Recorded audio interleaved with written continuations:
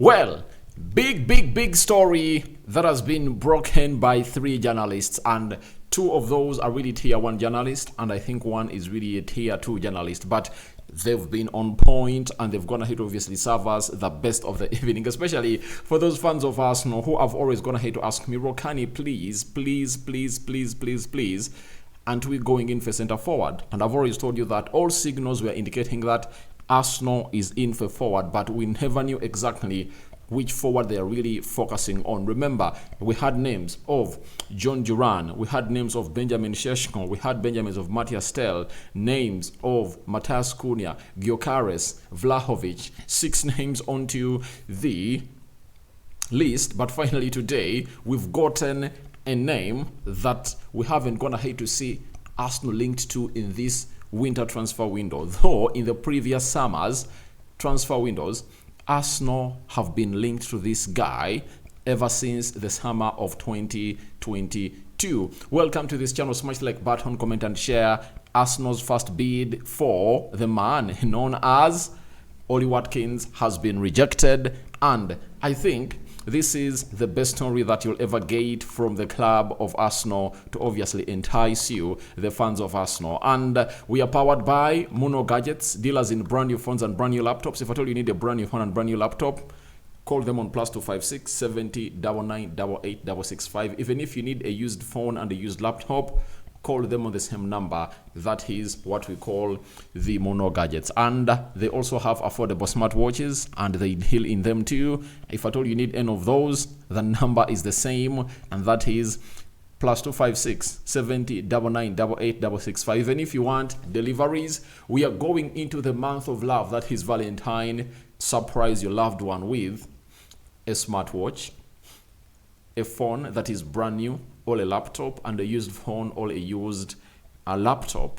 Your fan, your loved one will obviously reminisce about this, that on the 14th, Mono Gadgets went ahead to obviously make my day special, and my love did it. And we can make those deliveries and call us on that number. Even if you are abroad, we really do the needful and obviously offer you the best that you really deserve. So that is what we had for you from our sponsors, and let's get straight into the big story of this winter transfer window on the side of Arsenal. This has been waited for because Arsenal has obviously weighed in on very many strikers, and guess what? We had the first person to leak this story was the secret scout that Arsenal have approached Aston Villa to sign Ollie Watkins, with talkings advancing on a fee in a region of £60 million. The player wants to make the move, you understand? And this is what I talked about, that if Arsenal is to show us that they are really in need of a strike of this title and they want to win it, they have to do certain things like this. And if there is a player they need to go in for a Premier League proven player, and that is Ollie Watkins. And finally, they've gone ahead to make an approach, and they were advancing in talks for a region of £60 million. Then Sammy McBall, a tier 1 journalist from the Daily Mail, came up and told us that it is understood Arsenal have made an initial offer for Ollie Watkins, which has been rejected by Aston Villa, but an improved attempt is expected. Mikel Arteta is a long-term admirer of the player. We all know to it that this is not the first time Arsenal is really in for Ollie Watkins. For the last, I think, 3 summers, Arsenal has been linked to Ollie Watkins, and the player also wants the move. But the first bid has been rejected,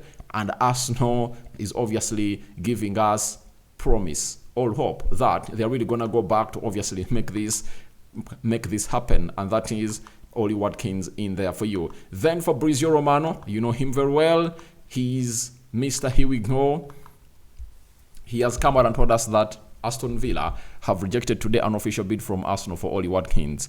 Proposal around £60 million, turned down as Aston Villa are not happy with timing of the bid ahead of the crucial UCL game for the club. Villa are also in talks with Al Nassr for John Duran. Now, all of these people have told us that a bid has been rejected. Sorry, the scout told us that Arsenal are discussing a deal for Ollie Watkins north of £60 million. Then Sammy McBall tier 1 journalist from the Daily Mail came out and told us that the guy is doing the needful and they're really trying to make another bid. The first bid has been rejected. The story got confirmed again by Fabrizio Romano, £60 million bid turned down by Aston Villa. And he's giving us the reason this time around that they're not happy because Aston Villa is going to be playing into the UCL and this player is going to be very important into this game of football. And that's one of the reasons as to why they've gone ahead to turn down this bid. But I think this is a very huge move for the club of Arsenal and I really get excited. It's one of the things I've always gone ahead to hint on, that if Arsenal is to get in a player, if Arsenal is to get in a player, it should be a player from the Premier League. All the players they're supposed to sign this summer transfer window, they're supposed to be coming in through from the Premier League, I tell you. Because if you bring a player from the outside the Premier League, you have no guarantee that he's going to hit the ground running, at that time. Yet where Arsenal is, they need a proven player to obviously hit the ground running, and to hit the ground running, that means you must be that player that has been playing into the Premier League. Now, Ollie Watkins, game by numbers, last season 37 games, 19 goals and 13 assists, and he had 32 goal involvements. And this season he has so far played 23 games, 10 goals and 5 assists. That means he's obviously going to be hitting that mark of really scoring 20 goals and maybe 10 assists into the mix. He's 29 years of age. That's where my question is. And in December of 2025, he's going to be hitting 30.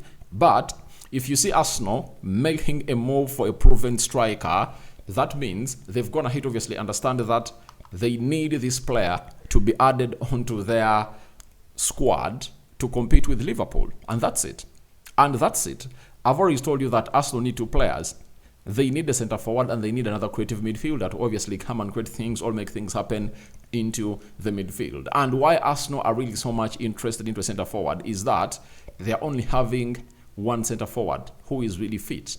And he goes by the names of Kai Havertz. Imagine if at all Kai Havertz gets an injury. That means they'll be left with only Leandro Trossard, who can play as a false number 9. Proven, he has gone ahead to score very many goals in that position. But if you are a team that needs a trophy, you need another striker. And this is why I come and tell you that all of the times I've told you that Arsenal first need to get in a creative player, then they go in for striker. And I've always dubbed it as a twin, like a signing of 2 players in here. But the situation after Gabriel Jesus went ahead to get injured, went ahead to change, and Arsenal really had to go in and bring in a centre forward. And I support them 100% because if you're not having Gabriel Jesus, and even if he was there, you are not 100% sure that he's obviously going to be fit for the rest of the season. And they're bringing a player whose injury record is very, very, very, very, very good. And when you look at Ollie Watkins'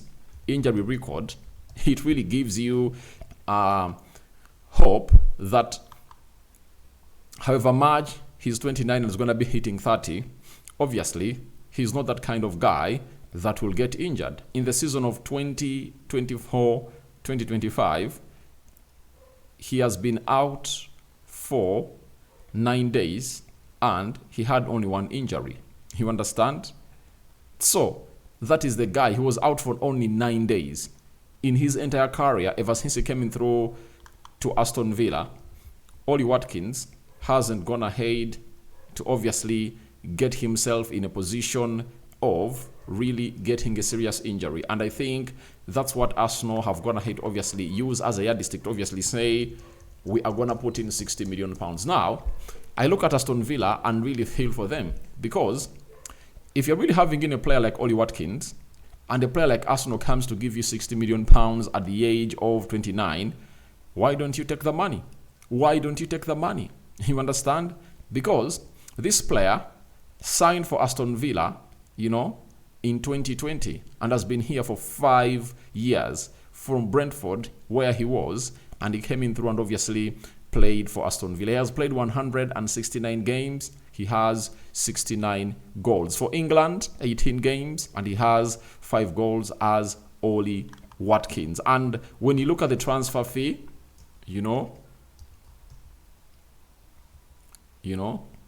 his transfer fee from Brentford to Aston Villa paid 34 million euros. And if you are to convert 34 million euros to pounds, let me convert here, euros to pounds. Let's see, 34. Aston Villa paid 28 million pounds to bring in this player, and selling him for 60, they would have gone ahead to make a profit of like 33 million pounds, you understand? And I'm like, who rejects such a deal when it has gone ahead to be put on his table? You understand? And this is where I agree with Fabrizio Romano that they are willing to obviously gate the money in, provided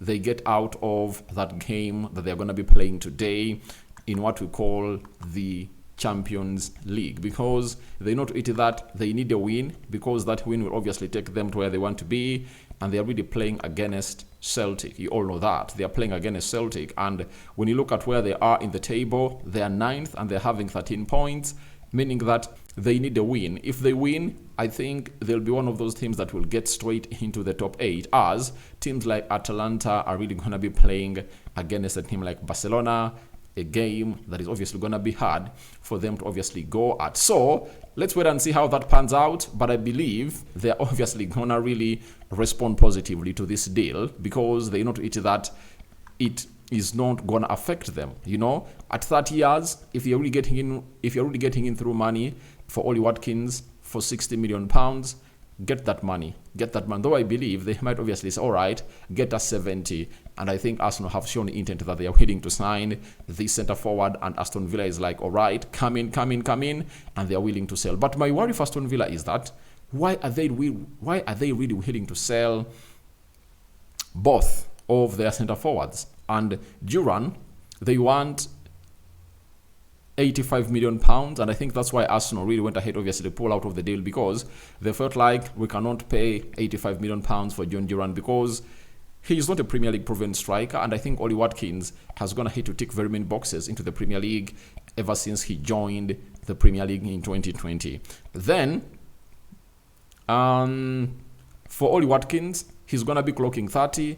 And if you're getting that money out of him, go ahead and obviously get it, because I know when they get that money, they can obviously go out and look in for a striker who is like 30 million pounds, and then they'll obviously get him in. But I think if at all I'm Villa, I keep John Duran. And I sell Ollie Watkins, and maybe in the summer, I go in for another striker. But the question is, can you really play the remainder of the season while having only one striker? Meaning that they'll obviously look out for another striker, and it has to be a young one. And they've shown us that they're really good at scouting players.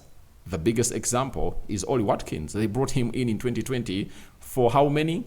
For 28 or 29 million pounds. And now they are going to sell him close to 60, meaning making a profit of 30 million pounds. Look at this guy they've just gone ahead to sign from there is a guy they've just gone ahead to sign from Middlesbrough. Morgan Rogers is also doing great. Jacob Ramsey is another one. Leon Bailey is also another good one. Kamara, you understand? So they're really having a very good team that can obviously take on any team in the world, and that is Aston Villa for you into the mix. Guess who else that we can talk about? It's none other than the proven player in John Duran, who is really just, I think, 3 seasons into the Premier League. But his previous season, he was scoring goals, and even this season, he's really scoring goals for fun as a player. So let's leave it at that and wait and see how things are really going to be panning out. And now, Arsenal is obviously taking on the side of Girona, and the starting 11 is out, and the game of football has already gone ahead to start. Some 5 minutes into the game, and I'm sorry I haven't gone ahead obviously let you know about the match day live, but I'll come live with the match reaction for this game of football when it's done and dusted. But this is the starting 11 for the club of Arsenal. Neto in goal, Partey right back, Carafiori left back, Gabriel Magalhaes and Jakub Kivio in the central defense, Jorginho playing into the CDM alongside Merino and Martin Odegaard. Then Waneri, right attacking midfielder. Raheem Sterling is being played as a left forward, and Leandro Trossard is leading the line. If at all you remember what I did in my match preview, I think I talked almost all about these changes. And Trossard leading the line, I thought Waneri and Odegaard. I thought Odegaard wouldn't start, but he's in. Merino was past fit. Ricardo Carafiori, I went ahead obviously explain of that situation. Even the situation of Gabriel Magalhaes and Jakub Kivio, I went ahead to explain about it. Even Thomas Partey. Neto, I also hinted about it in the match preview that I did yesterday. So guys, thank you very much for watching through. Rokani David is my name. I call upon for your reactions into the comment section below about one, Arsenal's Ollie Watkins first bid rejected by Aston Villa. What do you make about it? And what do you make about the starting 11 into the mix? And Arsenal, like, we are coming and coming and coming and coming. And I know Arteta is going to be asked about that question in the post-match press conference. Bye-bye.